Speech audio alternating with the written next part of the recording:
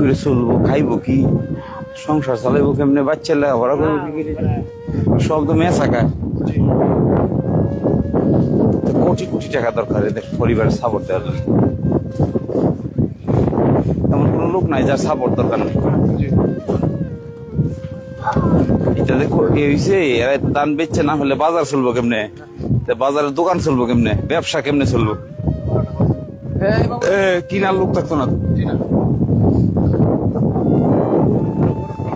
হ্যাঁ, গরু খাইবো কি? চাইল মোটা চিকন 2 টাকা কম বেশি পাবেন, কিন্তু আপনি গরু খের খের বিক্রি করবেন না। খের নাই তো, গরু রয়েছে মারাত্মক সমস্যা।